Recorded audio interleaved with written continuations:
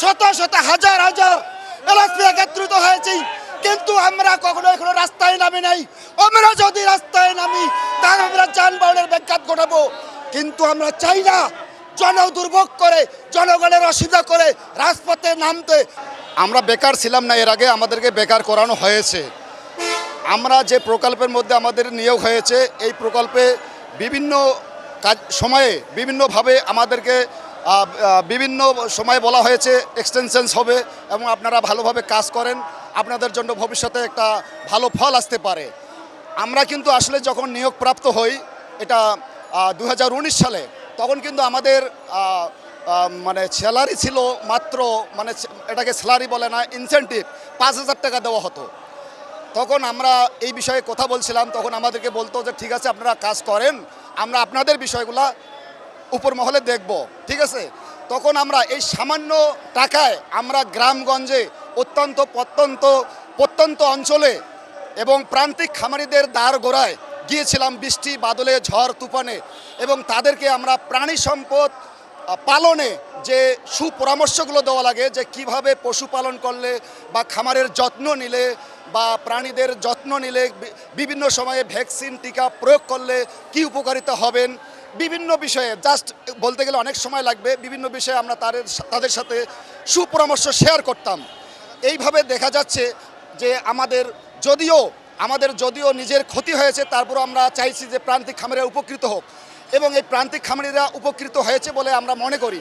এর উদাহরণস্বরূপ যদি আমরা দুই একটা দৃষ্টান্তমূলক দেখাই, যে দেখা যাচ্ছে যে বিগত 5-7 বছর আগে আমাদের যে প্রাণী খাতে যে দুধ ডিমের যে সংকট ছিল, দুধ ডিম মাংসের যে সংকট ছিল, সেগুলো যদি আমরা এই 5-7 বছরে অন্যান্য কাঁচামালের সাথে তুলনা করি, যে কাঁচামালগুলো এই 5-7 বছরে দ্বিগুণ মূল্যে বৃদ্ধি পেয়েছে, কিন্তু আজ এই দুধ ডিম মাংসের কিন্তু সেই দ্বিগুণ পর্যায়ে মূল্য বৃদ্ধি পায় নাই।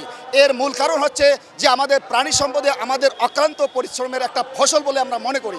আগে যেমন দেখা যাচ্ছে যে গ্রামগঞ্জে বিভিন্ন রোগে প্রায় প্রান্তিক খামারিরা ক্ষতিগ্রস্ত হতো, গরু মারা যেত, ছাগল মারা যেত।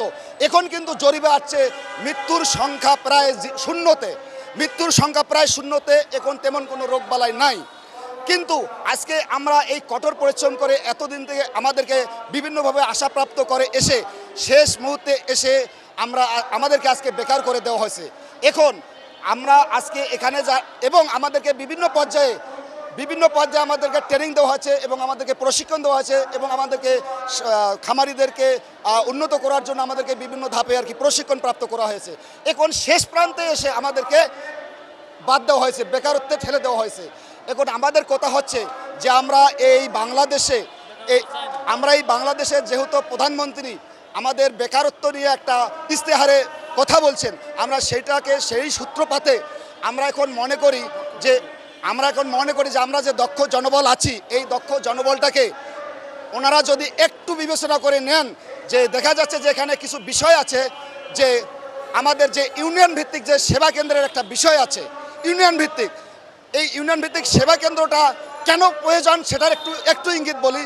যে দেখা যাচ্ছে দেশগ্রাম থেকে 50 টাকা 100 টাকা ভ্যান খরচ দিয়ে এসে উপজেলা পর্যায়ে যে সেবা কেন্দ্রগুলো আছে, সেখানে আসে অনেক সময় খামারিরা দেখা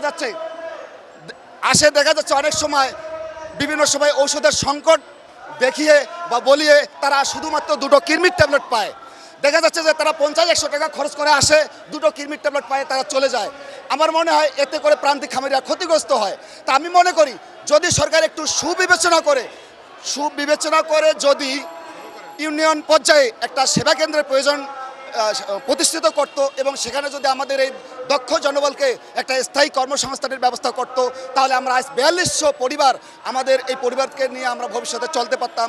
প্লাস আমাদের দ্বারা প্রান্তিক খামারিরা উপকৃত হবে বলে আমরা মনে করি, এবং দেশের উন্নয়নটা অব্যাহত থাকবে বলে আমরা মনে করি। এটাই আমার এই বর্তমান সরকার প্রধানমন্ত্রী তারেক রহমানের কাছে আমাদের বিনীত অনুরোধ, যে উনি আমাদের এই বিষয়টা সুবিবেচনা করে দেখবেন, এবং আমরা চাচ্ছি না উচ্ছৃঙ্খলমূলক কোনো আন্দোলনের ডাক দিতে।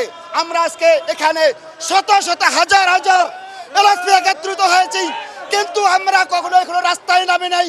আমরা যদি রাস্তায় নামি তাহলে আমরা যানবাহনের ব্যাঘাত ঘটাবো, কিন্তু আমরা চাই না জনদুর্ভোগ করে জনগণের অসুবিধা করে রাজপথে নামতে আমরা চাই। তার কাছে আমরা অনুরোধের সাথে বলতে চাই ওনারা যাতে ওই উপর মহলে বসে আমাদের দিকে একটু সুদৃষ্টি দেখিয়ে ওনারা আমাদের বিষয়টা বিবেচনা করে, এটা আশাবাদ ব্যক্ত করে আমি আমার বক্তব্য এখানে শেষ করলাম। ধন্যবাদ।